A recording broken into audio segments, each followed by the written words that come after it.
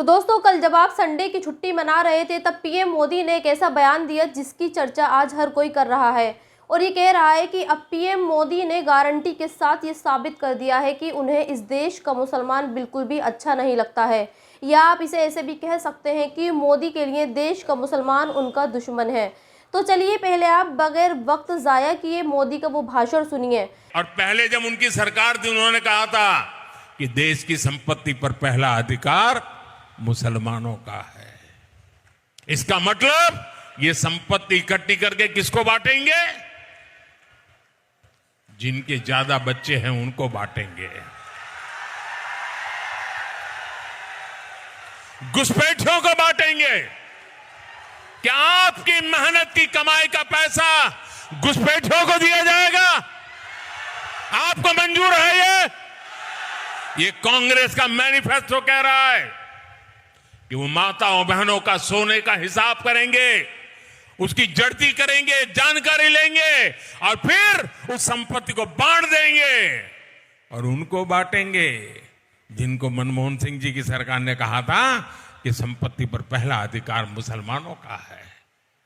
भाइयों बहनों, ये अर्बन नक्सल की सोच, मेरी माताओं बहनों, ये आपका मंगलसूत्र भी बचने नहीं देंगे, यहां तक जाएंगे मैं कहने आया। अब मोदी के इस बयान के बाद लोग इलेक्शन कमीशन वालों को खोज रहे हैं और ये कह रहे हैं कि इस देश में इलेक्शन कमीशन मर चुका है और अगर जिंदा भी है तो उसने पीएम मोदी के इस भाषण पर आंखें बंद कर ली हैं।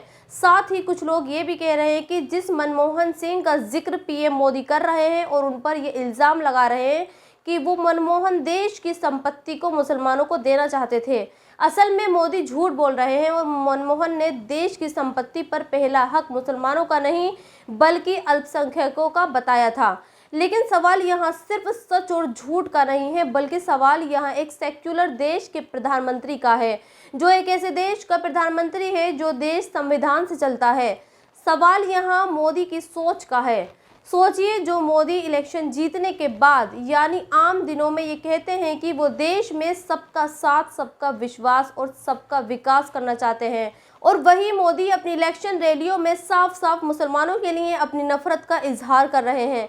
बहरहाल, आज मैंने आपके लिए राना अय्यूब नाम की एक सीनियर और इंटरनेशनल जर्नलिस्ट की मोदी के इसी बयान पर लिखी एक पोस्ट निकाली है। आज मैं आपको राना अय्यूब की इस पोस्ट को पढ़कर सुनाती हूँ और मैं ये चाहती हूँ कि आप इसे गौर से सुनिए। This is prime minister Modi most dangerous speech, a direct attack against Muslim of India. This is the man who talks about the virtues of democracy at international platforms. The Supreme Court of India, the Election Commission shall stay silent.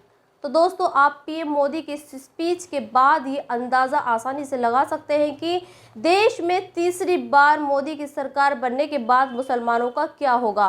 खैर, आप चाहें तो अपनी राय comments box में मुझे लिखकर बता सकते हैं। वैसे आज देश में मुसलमानों के पास कमेंट में राय लिखने के अलावा कुछ बचा भी नहीं है, लेकिन हाँ, मैंने आपके लिए एक और भाषण निकाला है। असल में ये भाषण वही है, बल्कि प्रेस कॉन्फ्रेंस में दिया गया पूर्व प्रधानमंत्री अटल बिहारी वाजपेयी का वो बयान है जो उन्होंने गुजरात दंगों के बाद दिया था। आज आपको इस बयान को भी सुनना चाहिए, क्योंकि आप इस बयान के बाद ये समझ पाएंगे कि उस वक्त अटल बिहारी वाजपेयी ने पीएम मोदी और उस वक्त के सीएम के बारे में क्या कहा था। आपका चीफ मिनिस्टर के लिए भी कोई मैसेज है?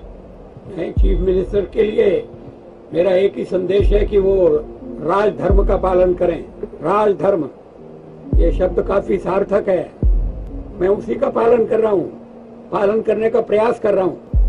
राजा के लिए, शासक के लिए प्रजा प्रजा में भेद नहीं हो सकता, न जन्म के आधार पर, न जाति के आधार पर, न संप्रदाय के आधार पर। और पहले जब उनकी सरकार थी उन्होंने कहा था कि देश की संपत्ति पर पहला अधिकार मुसलमानों का है। इसका मतलब ये संपत्ति इकट्ठी करके किसको बांटेंगे? जिनके ज्यादा बच्चे हैं उनको बांटेंगे। घुसपैठियों को बांटेंगे। क्या आपकी मेहनत की कमाई का पैसा घुसपैठियों को दिया जाएगा? आपको मंजूर है ये कांग्रेस का मैनिफेस्टो कह रहा है कि वो माताओं बहनों का सोने का हिसाब करेंगे, उसकी जड़ती करेंगे, जानकारी लेंगे और फिर उस संपत्ति को बांट देंगे और उनको बांटेंगे जिनको मनमोहन सिंह जी की सरकार ने कहा था कि संपत्ति पर पहला अधिकार मुसलमानों का है।